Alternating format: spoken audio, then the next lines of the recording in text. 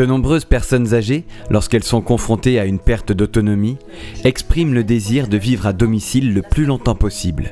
C'est aussi souvent un souhait de leurs proches, qui veulent éviter de bousculer brusquement les habitudes de leurs aînés. Être à la maison, c'est notre vie, nos souvenirs. On se sent quand même un petit peu moins dépendant, disons. C'est rassurant pour eux de rester à la maison, mais parce qu'ils sont dans leurs repères, toute leur famille, toutes leurs photos, tous leurs meubles. Quelque chose qui peut être insignifiant, un tableau à moitié cassé pour nous, c'est hyper important pour eux. Le plus important pour elle, c'est de rester dans sa maison, son jardin. Dans le cadre d'une expérimentation article 51, le dispositif Vivre à la maison a été imaginé par la Croix-Rouge française ainsi que 2 autres porteurs pour répondre à cette attente. L'idée, favoriser le libre choix et le maintien à domicile des personnes âgées en transposant les services proposés en EHPAD à des personnes vivant à domicile confrontées à une perte d'autonomie. Dès le départ, Malakoff Humanis a soutenu le dispositif. Au bout de 3 ans, le succès était tel que l'État a permis le passage en droit commun de ce type de dispositif, nommé aujourd'hui CRT, Centre de ressources territoriaux. Ceux-ci doivent assurer 2 grandes missions. La première vise à rassembler des compétences et des moyens pour créer une communauté ressource de l'accompagnement de nos aînés sur le territoire. 3 axes ont été identifiés. Favoriser l'accès des personnes âgées aux soins et à la prévention, lutter contre l'isolement des personnes âgées et de leurs aidants, contribuer à l'amélioration des pratiques professionnelles et de la qualité de l'accompagnement. Cette ouverture permettra de fluidifier le parcours d'accompagnement des personnes sur le territoire. Dans le cadre du volet 1, l'idée c'est qu'on a des actions de prévention à mettre en place, des actions d'information pour les partenaires. Il faut qu'on aille vers eux, qu'on les interroge, qu'on essaye de capter un peu leurs intérêts. Le dispositif Vivre à la maison a permis de faire le lien et la passerelle entre l'EHPAD et le SIAD. Les ambitions du volet 1, c'est l'ouverture du service sur le territoire pour les personnes âgées de plus de 60 ans, pour leurs aidants, pour tous les intervenants à domicile. On aimerait mener des actions de prévention ou de formation. Et de plus, on aimerait ouvrir les activités de l'EHPAD aux personnes du territoire qui ne font pas forcément partie du service Vivre à la maison. Et on fait aussi un club tous les mois, donc on appelait le club Vivre à la maison, où les personnes se retrouvent. À l'avenir, on aimerait bien faire des cafés pour les aidants, pour qu'ils puissent échanger et se rencontrer aussi, parce que c'est un vrai besoin. La mission 2 du CRT consiste, quant à elle, à mettre en place une palette de services autour de la personne pour qu'elle puisse rester vivre chez elle le plus longtemps possible, et ce, malgré la perte d'autonomie.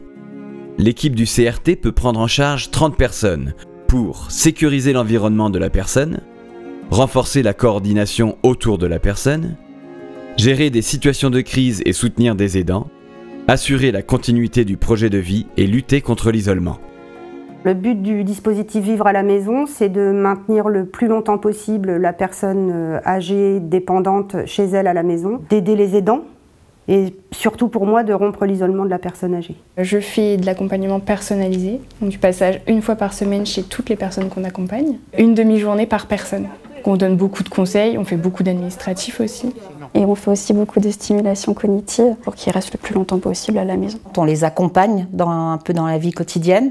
Pour sortir, on passe un après-midi avec eux, on fait de la stimulation, on joue aux cartes. On est habitué aussi à faire attention à tous ces signes. Rien que la déshydratation ou tiens, il n'est pas comme d'habitude, il ne réagit pas aussi vite ou il a du mal à marcher. Ou tout ça. Oui, tout ça, c'est des signes d'alerte. C'est surtout beaucoup de discussions. Ils ont envie de parler. Alors on parle de la pluie, on parle du beau temps, on parle de l'ancien temps, on parle du nouveau temps. On a été faire des tours dans le coin, changer mes lunettes. Ils venaient me chercher, me ramenaient. Au-delà des moyens humains, la logistique d'un tel dispositif impose de disposer également de moyens matériels. 3 sites de la Croix-Rouge française, dont celui des Ardennes, ont alors pu compter sur le soutien de Malakoff Humanis, qui a offert un véhicule PMR pour le transport des bénéficiaires, y compris pour les personnes à mobilité réduite. Et ça a tout changé. Grâce au camion acquis à l'aide de Malakoff Humanis, on a pu proposer de nouvelles activités aux personnes qu'on accompagne. Et pour ça, on les remercie beaucoup, parce que sans ça, il y a plein de choses qui ne seraient pas possibles. Depuis qu'on a le véhicule, on a la possibilité de prendre en charge des personnes en fauteuil roulant. Ça nous permet de pouvoir emmener plusieurs bénéficiaires en même temps au même endroit. C'est un gain de temps pour nous. Ils se connaissent entre eux et il y a des discussions. Et ils ne parlent pas forcément du paysage qu'ils voient, ils parlent entre eux et tout. Donc ça fait la micro-famille. Le camion, il est composé de 3 places à l'avant, 5 places assises derrière, avec les sièges rabattables, et 2 places pour des fauteuils roulants, avec les crochets de sûreté et tout ça.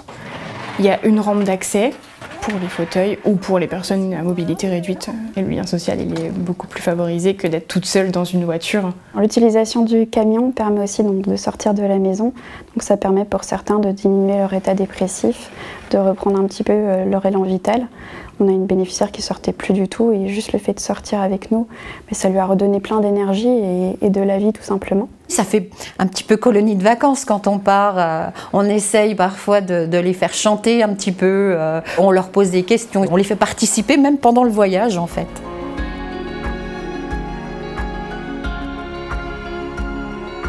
Pour les bénéficiaires, les bienfaits de vivre à la maison sont indubitables. Pour moi, ce dispositif de CRT, c'est une idée géniale. Parce qu'elle vient du terrain, donc pour moi forcément c'est pertinent. Ça a vraiment fluidifié le parcours des personnes qu'on accompagne, qui peuvent passer du domicile à l'EHPAD, de l'EHPAD au domicile. Ça permet aussi à des gens qui étaient déjà en EHPAD, finalement, de revenir à la maison. Il y a des professionnels autour, on sait, on essaye, on évalue les critères, c'est possible ou pas. Vous savez que vous pouvez compter sur quelqu'un, c'est important. Parce que souvent, vous n'avez pas les mêmes contacts. Il y a des choses que vous pourrez dire à votre référent ou à Kathleen que vous ne direz pas à la famille. Ils nous font plus confiance, donc ils nous parlent plus de leurs problèmes, de leur vie au quotidien. Le dispositif Vivre à la maison rassure beaucoup les bénéficiaires et les aidants.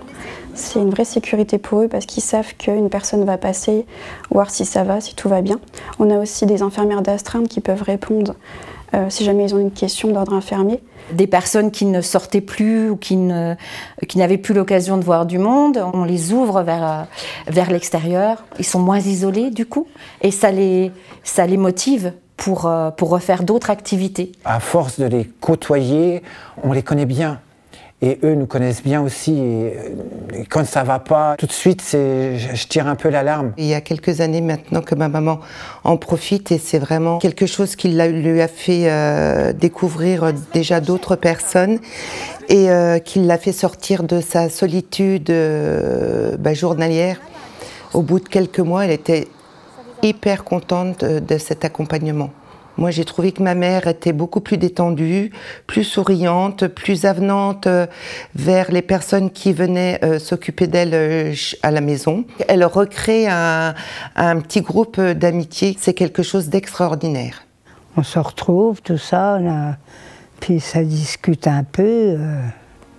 Je suis vraiment contente de cet accompagnement-là, parce que autant pour Jean-Claude comme aidante, et autant pour moi maintenant qui suis aidée. Le dispositif est également un vrai soutien pour les aidants. C'est mon petit-fils qui s'occupe de moi. Il ne sort pas beaucoup parce qu'il a peur de me laisser tout seul, quoi. Vivre à la maison apporte aux aidants une période de répit par notre prise en charge de la personne accompagnée, par des sorties extérieures ou rien que des présences à la maison. Si on accompagne le bénéficiaire, par exemple si je vais le chercher et que j'emmène sur le marché, l'aidant, il a le temps aussi de faire soit des rendez-vous médicaux qu'il n'a pas le temps ou qu'il ne peut pas faire quand la personne est chez elle. Même avec nous, il discute énormément. Quand on est aidant, c'est très important aussi. De ne pas aller au-delà de ses limites et de pouvoir passer le relais un petit peu de temps en temps à d'autres personnes. Moi, ça m'apporte de la sécurité de savoir qu'il y a quelqu'un comme ça qui suit ma mère régulièrement, soit par des activités ludiques, soit par des passages à domicile. Enfin, c'est vraiment très très bien. Le soir de Noël 2022, je me suis retrouvée aux urgences et heureusement qu'il y avait l'intervention Mieux Vivre à la maison parce qu'à 8h du soir, j'ai appelé, on est venu le chercher, on l'a pris à l'EHPAD le temps que j'allais aux urgences et le temps que je revienne, donc je me sentais rassurée. Et puis il les connaissait bien et on voyait qu'il était en confiance. On met sa vie de côté mais on ne s'en rend même pas compte finalement.